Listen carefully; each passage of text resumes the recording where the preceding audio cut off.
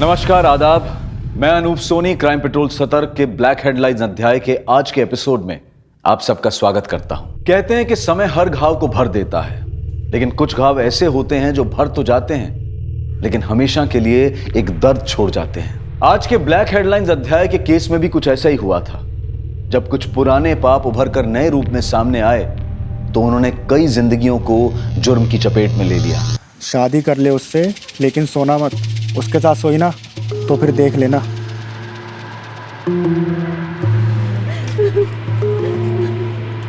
बाबा।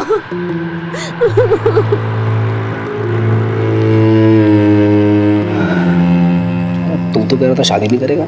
अरे यार, करनी पड़ रही है, बाबा नहीं मान रहे थे।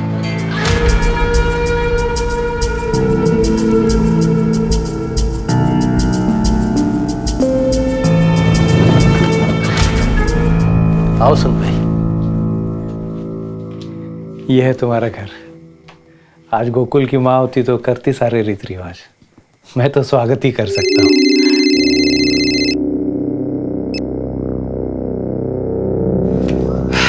क्या साला, सबकी शादी में तू बाल्टी भर के दारू पीता और खुद की बारी आई तो बात तक नहीं किया, सीधा घुस गया घर में। देख भाई, अपने को ना फुलटू पीने का है। चल चल, ठीक है। आउट मत होना, समझा ना भाई लोग। गोकुल गोकुल गोकुल।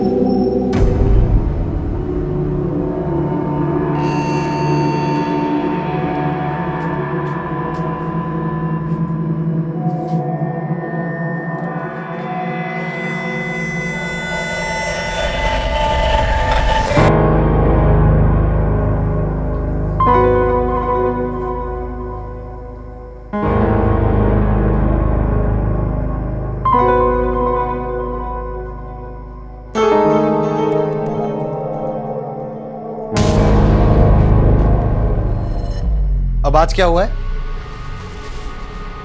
सर दर्द है। एक और बहाना। 15 दिन हो गए हमारी शादी को। अगर यही सब करना था तो शादी क्यों की? थक गया हूं तुम्हारे बहाने सुन सुन के। कभी सर में दर्द, कभी पेट में दर्द। बहाना नहीं, आओ, सच में दर्द है।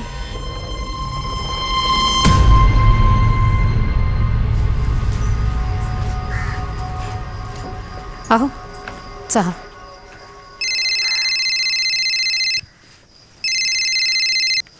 हेलो, हाँ साहब, चलेंगे ना साहब? हो साहब, मैं अब भी निकलता हूँ। मुंबई का भाड़ा है, मैं बस यूं गया और यूं आया। और वैसे भी आज की रात मेरे लिए बहुत स्पेशल है। लवकर है। कहाँ जा रहे हैं? मुंबई जा रहा हूँ बाबा। अच्छा, सीधे जा और सीधे आ। दोस्तों के साथ बैठने आने कहीं। और कितने बजे तक आएगा? 11 बजे तक लौट आऊंगा बाबा।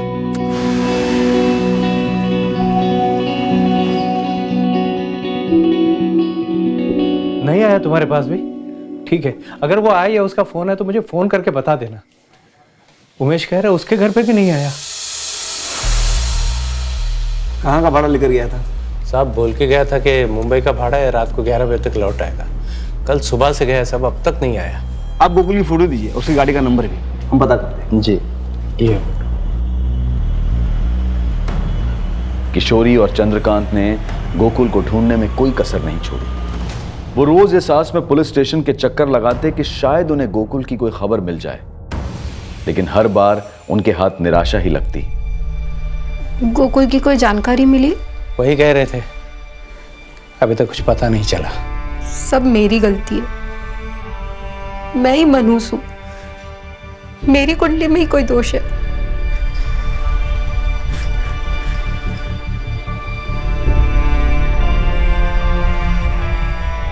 समय बीतता गया, लेकिन लाख कोशिशों के बावजूद गोकुल का कुछ पता नहीं चला।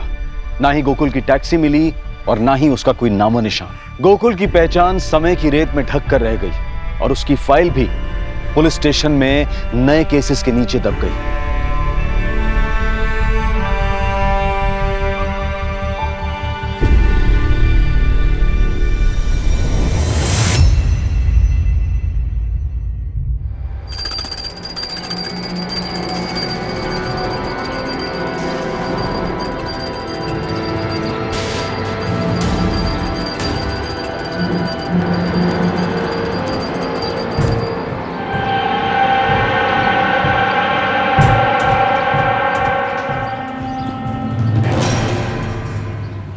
किशोरी, क्या कर रही हो ये?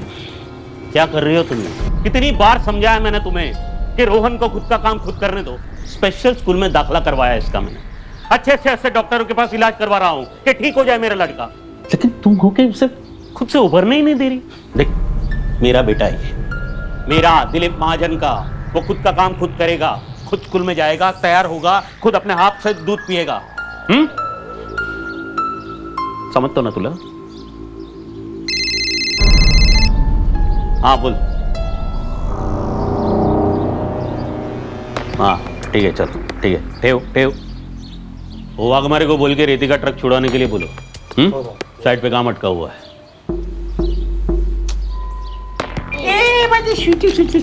चलो पापाला उशीर होते, ओके?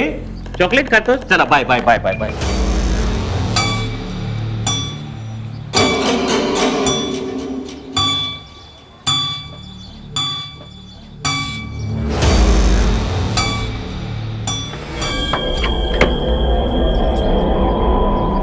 अबे सुनील, तू? चंदर, कैसा है रे? अरे पर तू था किधर?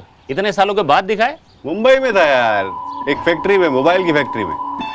पर अभी अपने को मुंबई में जमता नहीं, तो अपन इधर वापस आ गए। वो जो अपना औंध के पास एक नया मॉल खुला है ना, उधर अपना मोबाइल का शॉप डालेगा, इधर ही रहेगा। ये तो बहुत अच्छी बात है। वैसे अकेला है इधर, हम लोग के साथ नहीं लाया? शादी वीदी किया किधर है, अभी सोचता है करेगा। वैसे इधर सब ठीक है ना? कोई आया गया तो नहीं? आएगा कैसे, अपन इधर था ही नहीं।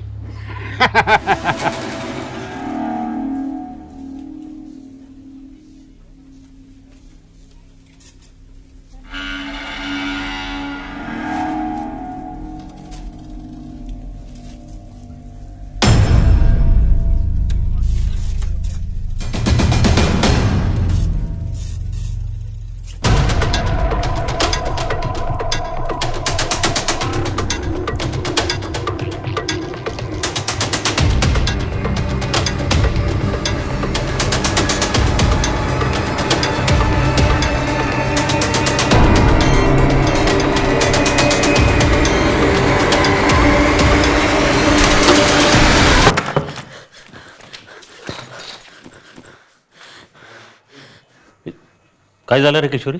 आज वो पीछा करते करते घर तक आ गया, अभी भी बाहर ही खड़ा है।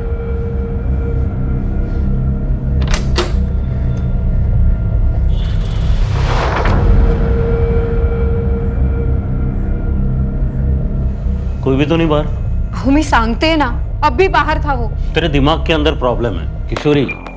तुझे ऐसा बार बार लगता है कि कोई पीछा कर रहा है, लेकिन क्यों करेगा तेरा पीछा कोई? लेकिन ये पहली बार तो नहीं हुआ है ना। उस दिन जब मैं अगरबत्ती लेने गई थी तब भी वो मेरा पीछा कर रहा था। चल मी मंगेला सांगतो, तुम्हारे साथ जाएगा जहां जाना होगा। उसकी जरूरत नहीं है। अगली बार किसी ने मेरा पीछा किया तो मैं पुलिस स्टेशन चली जाऊंगी।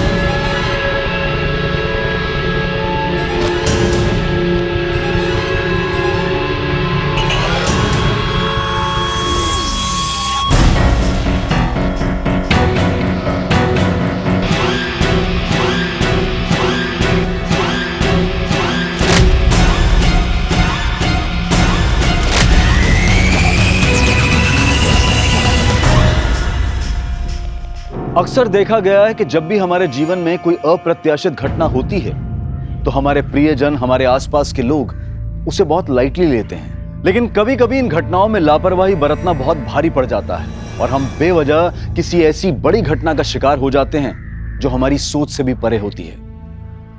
अमन, स्कूल से आते वक्त सीधे घर आ जाना, कहीं खेलने मत लग जाना। ओके? Okay aunty, bye.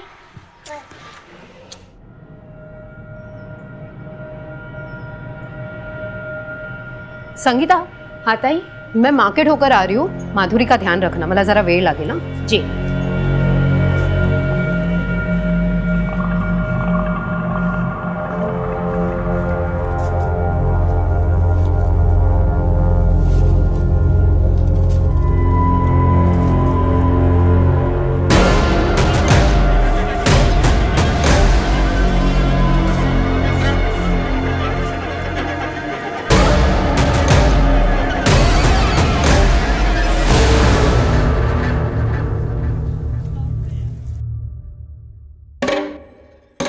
ताई, कहाँ थी आप? कब से आपको फोन कर रहे हैं? अरे फोन की बैटरी खत्म हो गई। पर झाला का इतनी क्यों परेशान है तू? रोहन बाबा अब तक स्कूल से नहीं लौटे हैं, तो साहब उनको स्कूल में देखने गए थे, तो पता लगा कि वो स्कूल पहुंचे ही नहीं थे। पहुंचा नहीं मतलब? अरे नाही रे, तिकडे बघितला मी। तुम लोग डेपो के उधर जाओ, ठीक है? हाँ, मंगिया को भी बोलो। कहाँ थे तुम? तुम्हारा फोन भी बंद आ रहा है। अरे मुझे नहीं पता, मेरी फोन की बैटरी खत्म हो गई थी। पर रोहन को टाइम मिला? पता नहीं चला अभी तक उसका कुछ। सुनो ना, लेट नहीं करते, पुलिस स्टेशन चलते। संगीता, घर का ध्यान रखो। चल। रोहन घर से स्कूल पैदल जाता है? जी पैदल जाता है सर, उसका स्कूल हमारे घर के पास ही। वो हमारे मोहल्ले के ही 2 बच्चे, अमन और अतुल,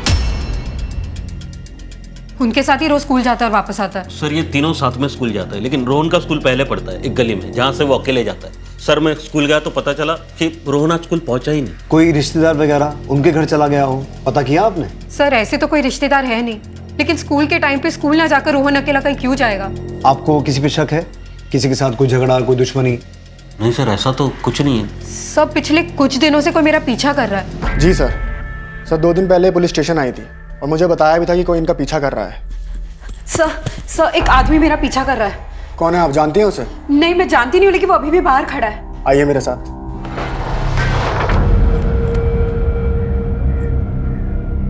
कोई भी तो नहीं है मैडम? अब भी यही खड़ा था वो। क्या हुआ? फिर किसी ने पीछा किया? हाँ हो, आप कौन? ये मेरे पति हैं, दिलीप महाजन। मैंने इन्हें फोन करके बुलाया। कौन पीछा कर रहा था? आपको चेहरा याद है? स्केच बनवा सकती हैं? मैंने कभी उसे ठीक से देखा नहीं, वो पूरी तरह सामने नहीं आता था। दिलीप जी, हाँ सर। आप काम क्या करते हैं? आप? मैं कॉन्ट्रैक्टर हूँ, सिविल। तो आपको किसी का फोन आया, आई मीन फिरौती के लिए? अभी तक तो नहीं सर। मेरा रोहन बहुत छोटा है सर, प्लीज उसे जल्दी ढूंढिए। आप फिक्र मत कीजिए, हम पूरी कोशिश करेंगे। आपको कोई भी इंफॉर्मेशन मिले हमें बताइए।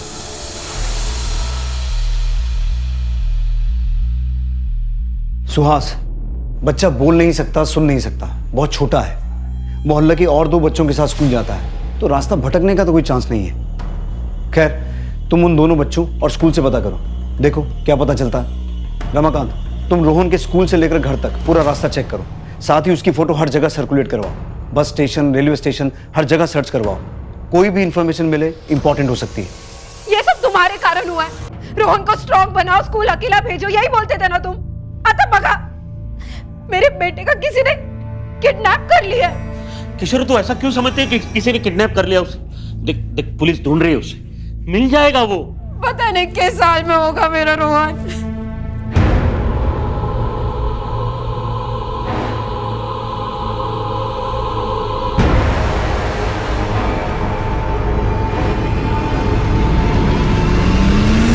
हाँ अंकल, सुबह तो हम साथ ही गए थे। वो जो टर्निंग आती है ना, वहां से रोहन अपने स्कूल चला गया और फिर हम अपने स्कूल चले गए। और स्कूल छूटने के बाद? स्कूल छूटने के बाद वो टर्निंग पे हम वहाँ वेट कर रहे थे रोहन का, लेकिन फिर वो आया ही नहीं। बेटा, अपन जब आप स्कूल जा रहे थे तब आपको ऐसा लगा कि कोई आपका पीछा कर रहा था? नहीं अंकल, ऐसा तो नहीं लगा।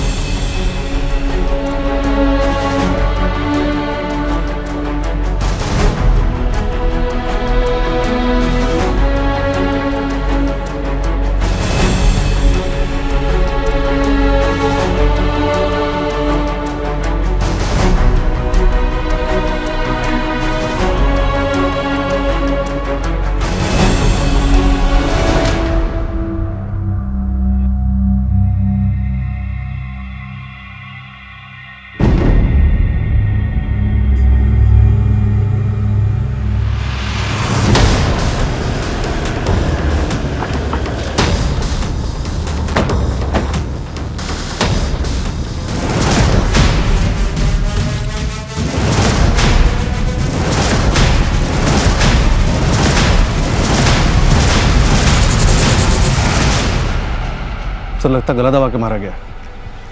सुहास, बच्चे की बॉडी को पोस्टमार्टम के लिए भिजवाओ और इसके माँ बाप को हॉस्पिटल बुलाओ। रमाकांत सर। इस जंगल और आसपास के पूरे इलाके को स्कैन करो और फॉरेंसिक टीम को बुलाओ तुरंत। Okay sir.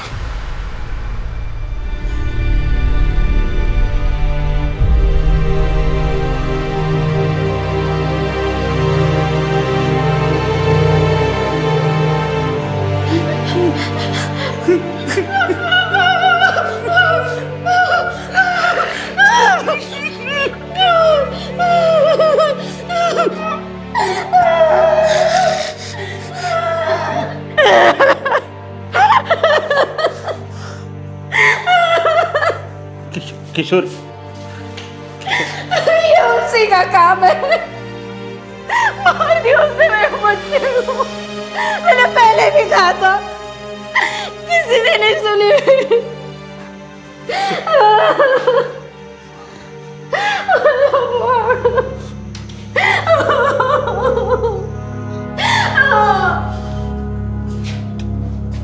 रोहन की बॉडी हमें बकोरी पास के जंगल से मिली। हम अभी इन्वेस्टिगेशन कर रहे हैं। दिलीप जी, मैं आपसे फिर एक बार पूछ रहा हूँ, कोई ऐसा है जो आपको चोट पहुंचाना चाहता हो, आपकी किसी के साथ कोई निजी दुश्मनी हो, जो आपके बेटे रोहन को इस तरह से गला दबा के मारे? सर मैं सिंपल सा कॉन्ट्रैक्टर हूँ। मेरी किसी से क्या दुश्मनी हो सकती है सर?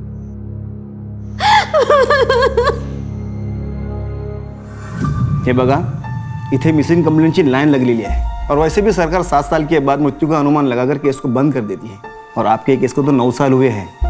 फिर आपका बेटा तो जवान था, अगर जिंदा होता तो लौट कर नहीं आता। लौट कर नहीं आएगा मतलब मर गया क्या? अगर मर गए तो ऐसे पक्की खबर दो ना, तो फिर मैं बार बार आपके यहाँ नहीं आऊंगा।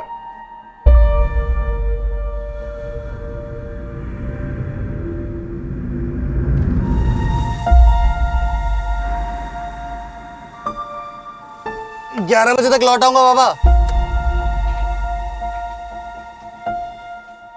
स्टॉकर का कुछ पता चला? नहीं सर। अगर स्टॉकर ने ही किडनैप किया था और फिर मार दिया तो मकसद क्या था? कहीं ये कोई साइको किलर तो नहीं? क्योंकि फिरौती का भी कोई कॉल नहीं आया और क्योंकि बच्चा बोल नहीं सकता तो जाहिर सी बात है कि चिल्लाया भी नहीं होगा। क्या पता किलर रोहन के माँ बाप तक कोई मैसेज पहुंचाना चाहता हो। ये दिलीप और किशोरी, इनकी पूरी छानबीन करो। हो सकता है इनके इर्द गिर्द हमें कोई क्लू मिल जाए। हाँ गणेश बोल। साहब, पाटिल नगर में एक चाय वाला है, उसका ऐसे कहना है उसने एक आदमी को रोहन और उसकी माँ का पीछा करते हुए और घूरते हुए देखा है। एक काम कर, इस चाय वाले को तुरंत थाने लेकर आ। बोल सुरेश, क्या देखा तुमने? साहब, एक आदमी था जो मेरी दुकान पर चाय पीने के लिए आता था। ये फोटो जो दिखाई गणेश ने, ये लड़का और उसकी माँ को वो घूरता था और उन लोगों का पीछा करता था वो।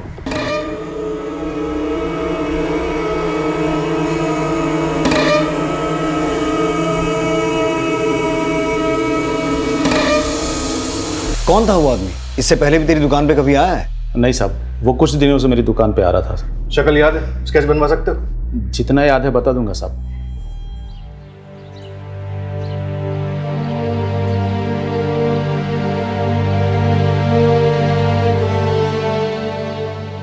सर, ये वो स्टॉकर का स्केच है जो किशोरी और उसके बेटे रोहन का पीछा करते हुए देखा गया था।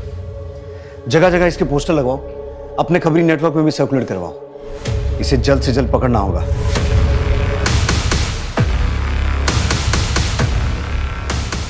हाँ, कुछ ऐसा ही था वो आदमी जो मेरा पीछा करता था, पर इसने रोहन को क्यों?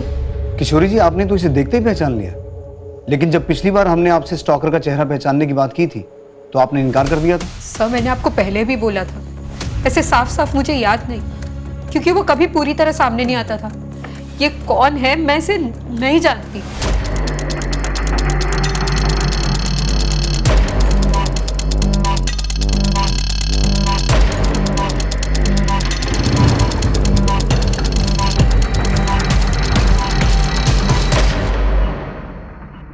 नमस्कार भाऊ। बरोबर देख ले, पुलिस ढूंढ रही है इसे।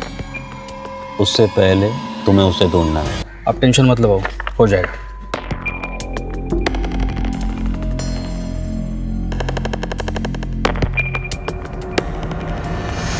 सर, उस स्टॉकर का पता चल गया, लेकिन हैरानी की बात यह है कि उस पर हमला हुआ है और इस वक्त उसका इलाज सिटी हॉस्पिटल में चल रहा है।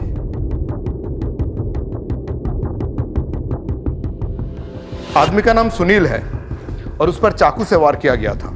हथेलियां बाहर आ चुकी थी। वो खुद अपने पेट को समेट कर यहां तक आया था। अब वो खतरे से बाहर है, आप उससे पूछताछ कर सकते हैं। Thank you.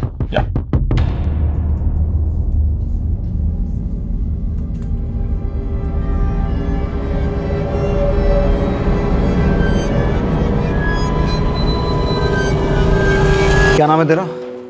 सुनील साहब। ये क्या हुआ, कैसे हुआ? अपन पैदल अपने घर वापस जा रहा था, तभी रास्ते में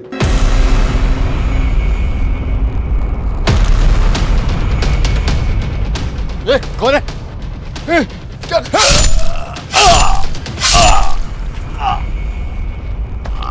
तो क्या लगता है तुझे किसने हमला करवाया ये? अपन का तो किसी से कोई दुश्मनी भी नहीं है साहब। अभी कुछ ही दिन हुए अपन को पुणे आए साहब। ये औरत, इसका पीछा क्यों करता था तू?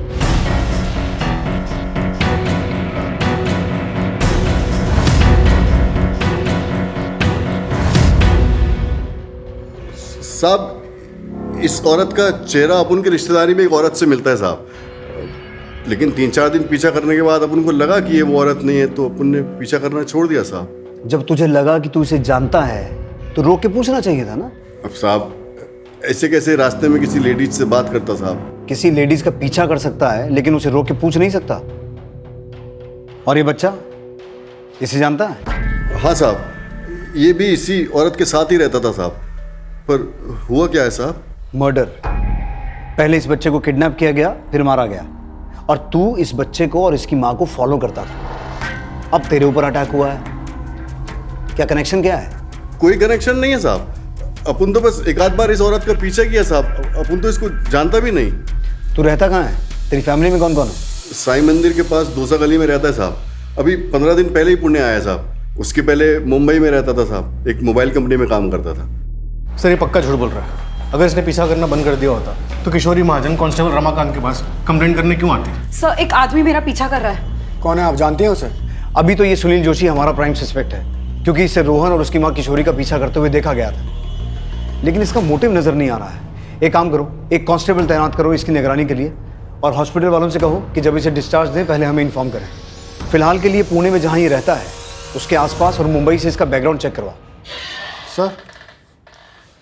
सर मैंने किशोरी और दिलीप के घर काम करने वाली मेट संगीता से बात की। क्या कहा उसने?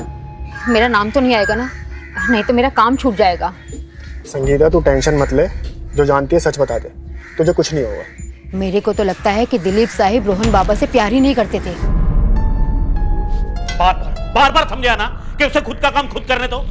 कौन सा पाप किया था कि मुझे ऐसा बेटा पैदा हुआ मेरे? जहां भी जाता हूँ लोग बोलते दिलीप भाव का लड़का देखो, बोल नहीं सकता, सुन नहीं सकता। अच्छा था पैदा होते ही मर जाता। मुझे अभी भी यही लगता है कि रोहन का कातिल दिलीप और किशोरी को कोई सबक सिखाना चाहता था। सर कहीं ऐसा तो नहीं कि दिलीप ने ही अपने बेटे रोहन की सुपारी सुनील को दी हो, और काम खत्म होने के बाद सुनील को रास्ते से हटाने की कोशिश की ताकि कोई सबूत ना बचे? अभी किसी नतीजे पर नहीं पहुंचा जा सकता। सारे एंगल्स ओपन रखो। ये पता लगाओ कि सुनील जोशी और दिलीप महाजन का आपस में कोई कनेक्शन है क्या? तब तक मैं किशोरी से बात करता हूँ। सर कौन सा बाप अपने बच्चे से उम्मीदें नहीं बांधता? वो रोहन को अपनी तरह काबिल बनाना चाहते थे। इसका मतलब ये थोड़ी ना कि वो अपने बच्चे को मार देंगे। देखिए मैं आपसे एक सीधा और सिंपल सवाल पूछ रहा हूँ, क्या दिलीप सुनील पर जानलेवा हमला करवा सकते हैं? क्या रोहन की हत्या इससे जुड़ी है? आप लोग कुछ भी अनाप शनाप बोल रहे हैं। मेरा बेटा मुझसे छिन गया है, मेरी जिंदगी बेकार हो गई और आप लोग हमें ही परेशान कर रहे हैं, मेरे पति पर शक कर रहे हैं। देखिए किशोरी जी, हम आपको परेशान नहीं कर रहे हैं, आपके बेटे के कातिल को ढूंढने की कोशिश कर रहे हैं। इसलिए हमारे सवालों का सीधा सीधा जवाब दीजिए। क्या आपके पति दिलीप सुनील पर जानलेवा हमला करवा सकते हैं? क्या वो रोहन की हत्या करवा सकते हैं? कितनी बार कहूं, वो ऐसा कुछ नहीं कर सकते। वो बहुत अच्छे इंसान है। हाँ उनका गुस्सा तेज है, लेकिन मुझसे बेहतर उन्हें कोई नहीं जानता। अगर वो नहीं होते तो मैं आज जिंदा नहीं होती।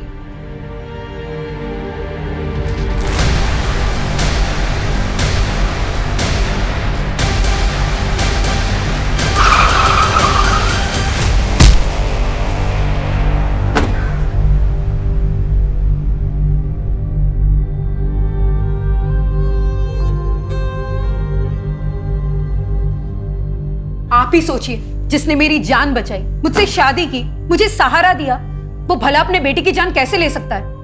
अब मुझे आपसे कोई बात नहीं करनी है।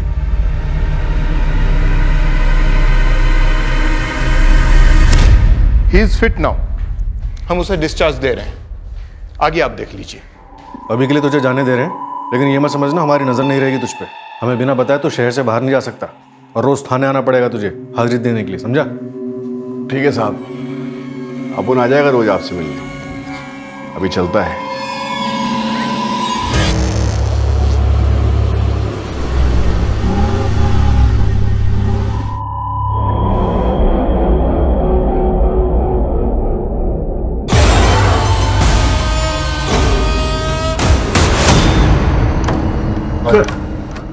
पिछले कुछ दिनों में आसपास के एरिया में जो कंकाल के अलग अलग टुकड़े मिलने के कंप्लेंट्स आ रहे थे, उसमें आज एक और बढ़ोतरी हुई है। किसी गाड़ी के नीचे कंकाल का सर मिला है। अभी तक जितनी भी हड्डियां मिली हैं सबको FSL लैब में टेस्टिंग के लिए भिजवाओ और रिपोर्ट मंगवाओ।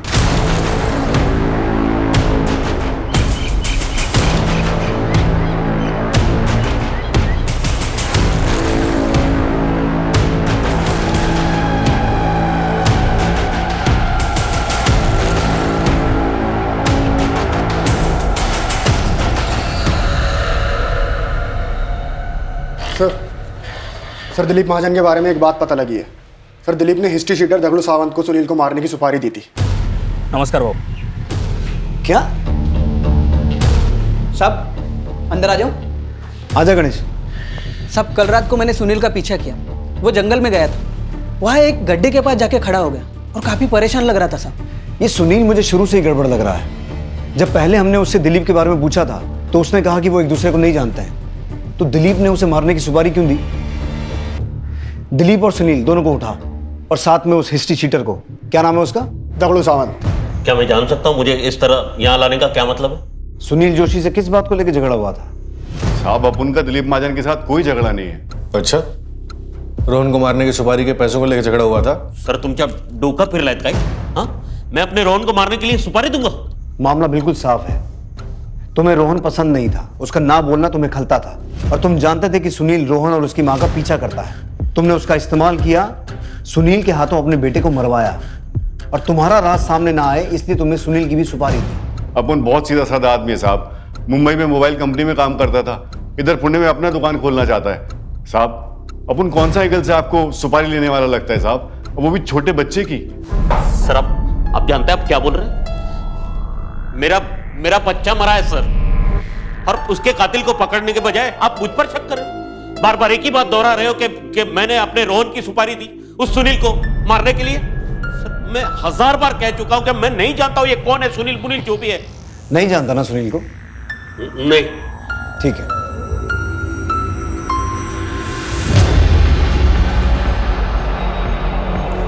अब भी तू यही कहेगा कि तू सुनील को नहीं जानता? बोल।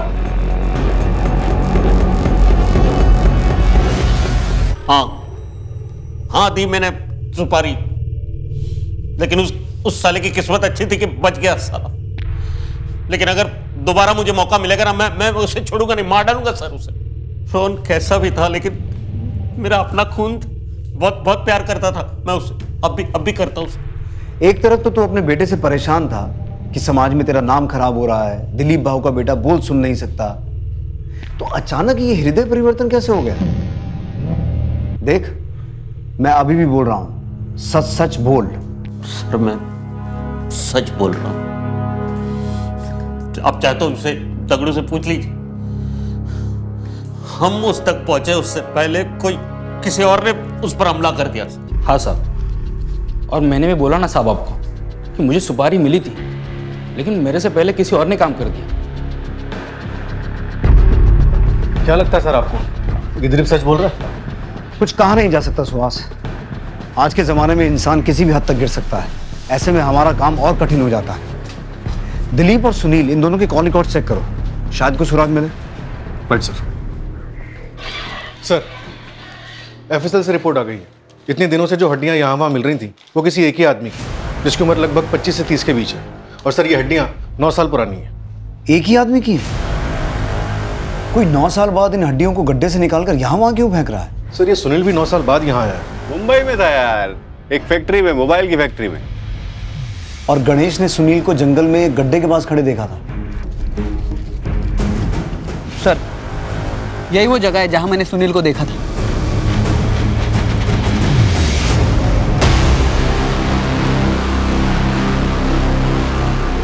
एक और हड्डी? सर 9 साल बाद इस तरह से हड्डियों को बाहर निकाला गया है। आखिर को करना क्या चाहता है? अपने राज को हमारे सामने आने से रोकना चाहता है। आसपास चेक करो। सुहास,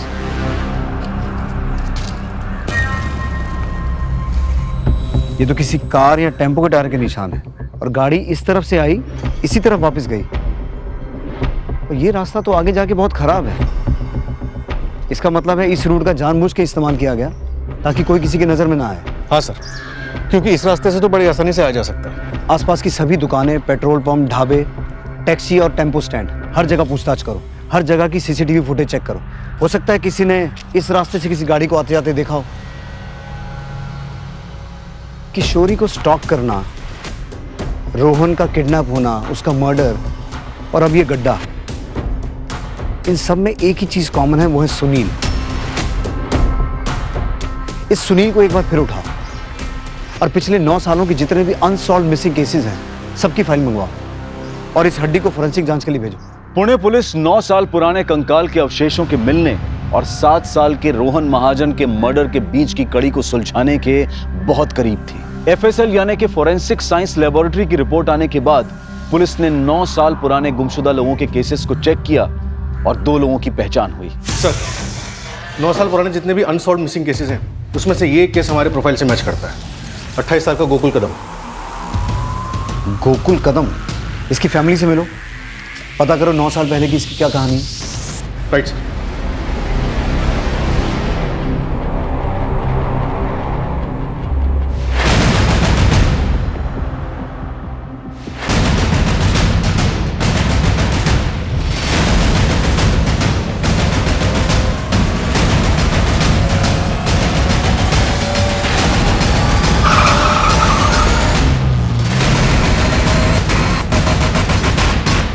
क्या? हाँ सर। तुम तो कह रहा था शादी नहीं करेगा। अरे यार, करनी पड़ रही है, बाबा नहीं मान रहे थे। किशोरी की शादी 9 साल पहले इस गोकुल के साथ हुई थी और शादी के कुछ ही दिनों बाद यानी 21 मई 2010 को गोकुल घर से ये कह के निकला कि वो मुंबई को भाड़ा लेकर जा रहा है और आज तक घर वापस नहीं लौटा। ये किशोरी, सुनील और दिलीप, इनके बीच कुछ ना कुछ खिचड़ी तो पक रही है। तुम गोकुल के पिता को डीएनए सैंपलिंग के लिए लेके जाओ, इन तीनों से मैं निपटता हूँ। साहब, मेरे बेटे के बारे में कुछ पता चला क्या? देखिए, हमें कुछ हड्डियां मिली है, एक बार आपका डीएनए सैंपल मैच करा के देखते हैं, शायद जवाब मिल जाए। सर, सुनील कल से हाजिरी पे नहीं आया। मैं उसके घर पे गया था, वहां पे भी नहीं है। उसका फोन भी स्विच ऑफ आ रहा है।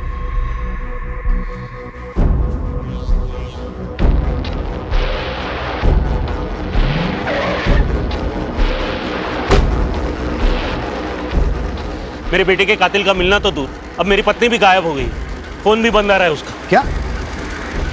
कितने बजे निकली तुम्हारी पत्नी घर से? 2 बजे नहीं, 1 बजे। एक के बाद एक सारे हादसे तुम्हारे घर में क्यों हो रहे हैं? कहीं किशोरी को तुमने ही तो गायब नहीं किया है? मेरे बेटे के कातिल को ढूंढने के बजाय, मेरी पत्नी को ढूंढने के बजाय आप मुझे ही सवाल पे सवाल पूछे जा रहे हैं सर। वही बीवी जिसकी 9 साल पहले भी एक शादी हो चुकी थी और फिर एक दिन अचानक उसका पति गायब हो जाता है और फिर 1 साल के इंतजार के बाद तुम उसकी मांग में सिंदूर भर देते हो। तुमने क्यों शादी की उससे? क्या वजह थी? मुझे जो सही लगा वो किया मैं बताता हूँ कि तुमने किशोरी से शादी क्यों की। तुम पहले से ही किशोरी को पसंद करते थे या शायद तुम दोनों एक दूसरे को पसंद करते थे। बस उसके पति को मार दिया और कर ली शादी। और अगर रोहन की बात करें तो वो बेचारा बोल सुन नहीं सकता था। तुम उस पर भी अपना गुस्सा उतारते थे, उसे दूसरे बच्चों के साथ कंपेयर करते थे और अपने इसी गुस्से की वजह से तुमने एक दिन उसे मार दिया। और जब ये बात किशोरी को पता चली तो तुमने किशोरी को भी गायब कर दिया या उसे भी।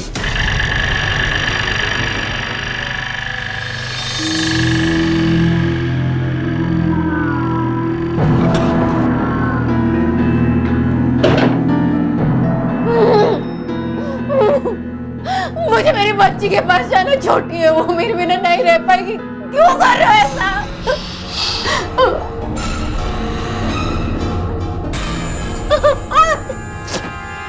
मुझे जाने दो।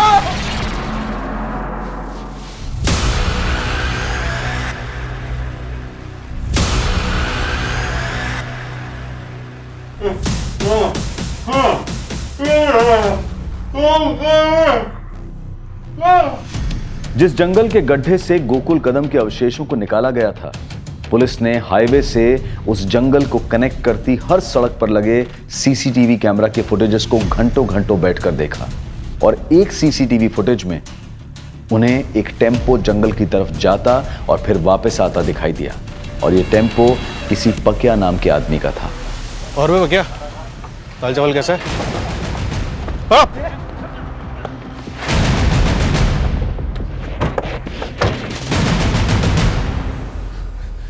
मुंह खोलने के लिए और टाइम चाहिए तो बाद में आता हूँ। साहब बताता हूँ साहब। साहब एक आदमी ने मेरा टेम्पू किराए पे लिया था। इन दोनों में से कौन था? में से कोई नहीं था साहब। तो बोल कौन था?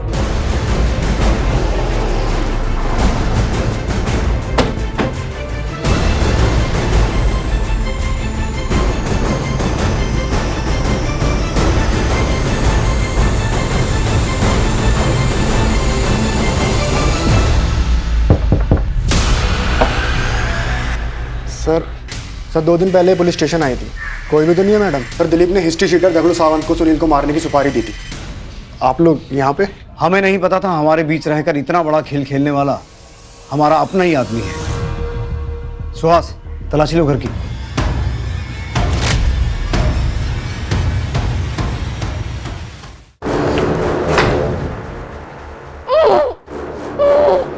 खोलो।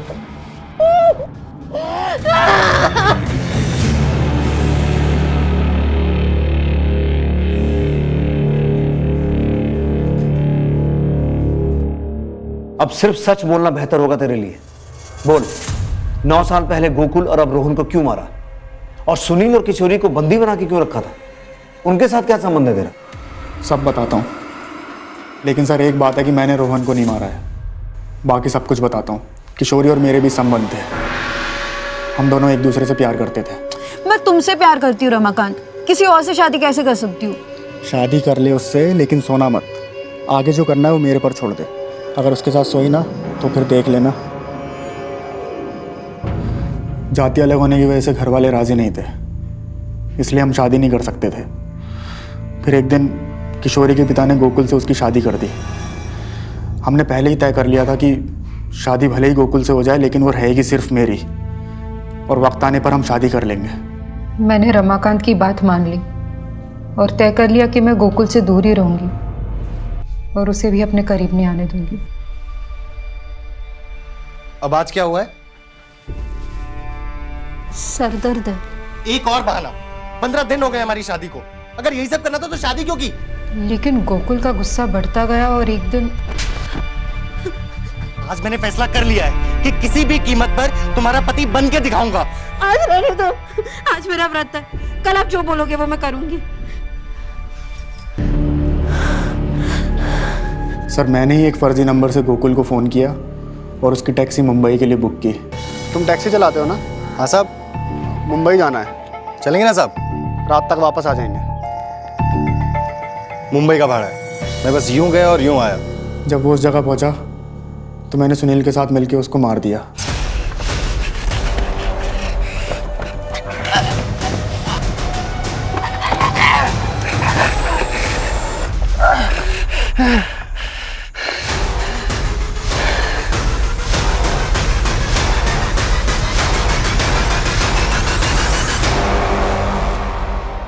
मैंने गोकुल की गाड़ी तालाब में धकेल दी थी। सब कुछ रफा दफा हो गया था। सुनील मुंबई चला गया था, पर मैं और किशोरी एकदम से शादी नहीं कर सकते थे। कहीं ना कहीं से हमारे ऊपर शक जा सकता था। मेरा पुलिस में सिलेक्शन हो गया। मैं ट्रेनिंग के लिए चला गया। मेरी ट्रेनिंग के दौरान किशोरी के पिता ने उसकी ज़बरदस्ती दूसरी शादी करा दी थी। हमारे अंदर दोबारा से किशोरी की शादी तोड़ने की हिम्मत नहीं थी। फिर 9 साल बाद हमारी ज़िंदगी में सुनील वापस आ गया। उसने किशोरी का पीछा करना शुरू कर दिया और उसको ब्लैकमेल करने लगा। मुझे 5 लाख रुपए दे दे और अपनी गृहस्थी बचा ले और मेरी बसने दे, वरना मैं ऐसे ही तेरा पीछा करता रहूंगा और घर पहुंच जाऊंगा। किशोरी मुझसे मिलने थाने आई। किशोरी तुम? सुनील वापस आ गया और ब्लैकमेल कर रहा है। मैं नहीं चाहती कि हमारी जिंदगी बर्बाद हो जाए। कुछ करो रमाकांत। वो कंप्लेंट करने के बहाने थाने आई और पीछे से अपने पति दिलीप को भी बुला लिया ताकि किसी को शक ना हो। फिर मैंने सुनील को मरवाने के लिए उस पर हमला करवाया, लेकिन वो बच गया। फिर मैंने झूठी कहानियां बनाकर शक की सुई दिलीप महाजन की तरफ घुमा दी। बराबर देख ले, पुलिस ढूंढ रही है इसे। आप टेंशन मत लो, हो जाएगा। मैंने पूरी कोशिश की कि पुलिस सुनील को ना छोड़े, लेकिन उसके खिलाफ सबूत ना मिलने के कारण उसको छोड़ना पड़ा। मुझे पता था कि वो गोकुल की बॉडी को लेकर मुझे अब ब्लैकमेल करेगा, इसलिए मैंने 9 साल पहले दफन की हुई गोकुल की बॉडी को निकाल लिया और कंकाल के टुकड़े इधर उधर फेंक दिए।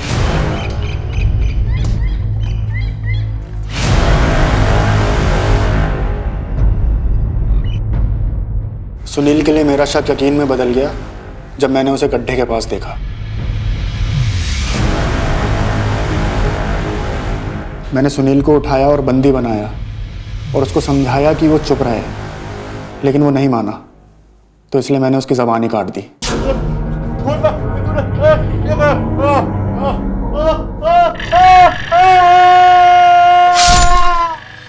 और किशोरी के अपहरण के पीछे का क्या ड्रामा है? वो मुझसे मिलने आई थी, लेकिन वो गन ले आई। मुझे लग रहा था इन सब के पीछे का जिम्मेदार मैं हूँ। अपने बच्चे के अपहरण से वो हताश हो चुकी थी। उसने बिना मुझसे पूछे आप लोगों से कंप्लेंट कर दी। रोहन की हत्या और सुनील के पीछे पड़ जाने के बाद वो पूरी तरह से टूट गई थी। मुझे डर था कि वो अपने बच्चे के गम में सारी सच्चाई आपको ना बता दे, इसलिए मैंने उसको भी किडनैप किया।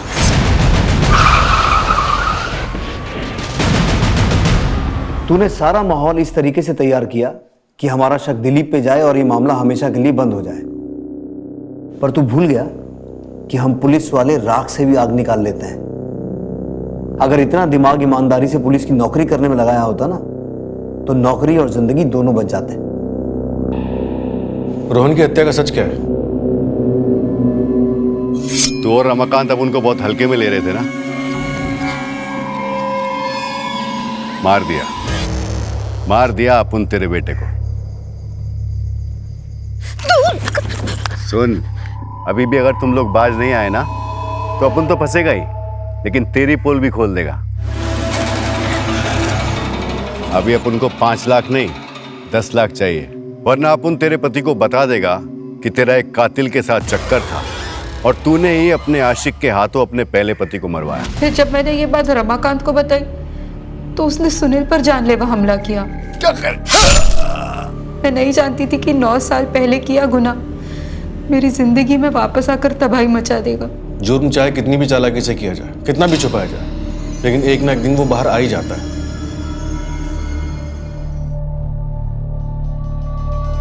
आत्महत्या करने की कोशिश ढूंढता क्या? हाँ, मेरे साथ इतनी जिंदगी गुजारने के बाद इतना सब कुछ छुपाया तो मुझे एक बार कहाँ होता, एक बार तो आज हमारा रोहन ना जिंदा होता।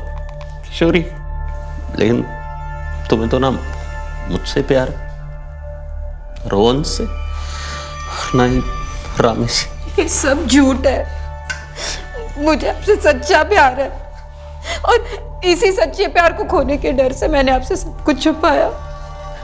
मुझे माफ कर दो।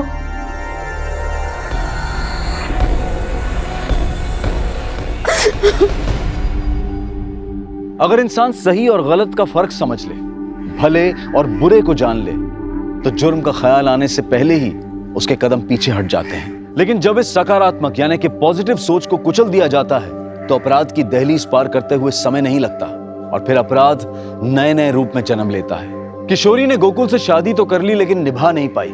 उल्टा पीछा छुड़ाने के लिए अपराध के दलदल में फंस गई। वो चाहती तो अपने बनाए इस चक्रव्यूह से गोकुल को अपना कर खुद को आजाद कर सकती थी, लेकिन उसने आजादी के लिए अपराध का दामन थामा और अंजाम आप सबके सामने है। इसलिए सोचें, समझें और जीवन के हर मोड़ पर सही फैसला लें, ऐसा फैसला जो आपके जीवन चक्र को सुखद बनाए। अब मैं अनूप सोनी आपसे विदा लेता हूं। फिर मुलाकात होगी क्राइम पेट्रोल सतर्क के ब्लैक हेडलाइंस अध्याय में एक और नए केस के साथ। और याद रखें, क्राइम और आपके बीच में सिर्फ इतना फर्क है कि आप कितने सतर्क हैं। सतर्क रहें, सुरक्षित रहें। जय हिंद।